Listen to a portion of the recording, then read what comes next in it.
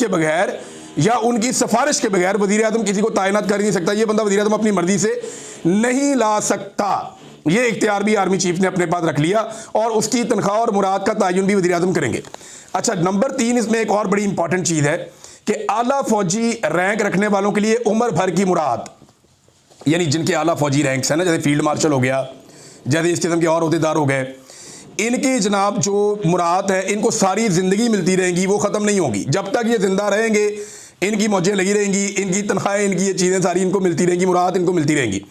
फिर वो अफसरान जिन्हें फील्ड मार्शल का ओहदा दिया गया हो या मार्शल ऑफ द एयरफोर्स का ओहदा दिया गया हो या एडमिरल ऑफ द फ्लीट के ओहदे पे, अच्छा ये ओहदे नॉर्मली मिलते नहीं होते। फील्ड मार्शल का ओहदा ये जंग के बाद मिलता होता है। अगर किसी को आइंदा किसी आर्मी चीफ को फील्ड मार्शल का ओहदा चाहिए होगा तो उसे एक जंग करनी पड़ेगी पाकिस्तान की किसी मुल्क के साथ, या तो अफगानिस्तान के साथ जंग कर ले। अब इस ओहदे के अंदर इतनी पुरकशिश चीज़ें रख दी गई हैं, पहले मैं आपको बता दूं है क्या, फिर आपको बताता हूं कि जंग क्यों करनी पड़ेगी आने वाले आर्मी चीफों को। अच्छा, इसमें वो कहते हैं जी तरक्की दी जाएगी, अपने रैंक, मुराद और यूनिफॉर्म ताहयात तक इनके बरकरार रहेंगे। ये अफसरान जिन्हें कौमी हीरोज करार दिया जाएगा को सिर्फ आइन के आर्टिकल 47 में दर्ज तरीकाकार के तहत ही बरतरफ किया जा सकेगा। यानी ये वो तरीका होगा कि सदर मुमलिकत की बरतरफी का तरीकाकार, यानी इम्पीचमेंट के बगैर इसको आप नहीं हटा सकेंगे।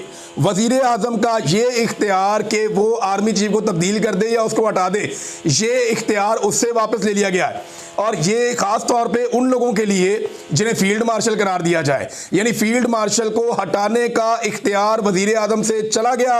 अगर फील्ड मार्शल को हटाना है तो उस तरीके से हटाना पड़ेगा जिस तरीके से सदर की इम्पीचमेंट की जाती है, या कम से कम 2/3 अक्सरियत किसी के पास होगी तो वो आइन में तरमीम करके ये काम कर सकता है, अदरवाइज वो ये काम कभी भी नहीं कर सकता।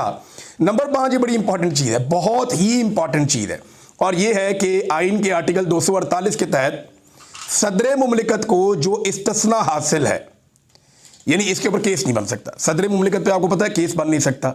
जरदारी साहब का मुकदमा जब जाता था अदालत में तो उनके वकील जाके कहते थे कि क्योंकि ये सदर पाकिस्तान है लिहाजा इसके ऊपर पाकिस्तान का कानून ही नाफिज नहीं होता, इसको इम्यूनिटी है, इस बंदे के ऊपर कोई कानून आप लगा ही नहीं सकते। वजह यह है कि क्योंकि ये सदर पाकिस्तान है लिहाजा इसको इस्तिस्ना है हर किस्म के कानून से, ये कोई भी जुर्म करे आप इसके खिलाफ कुछ नहीं कर सकते।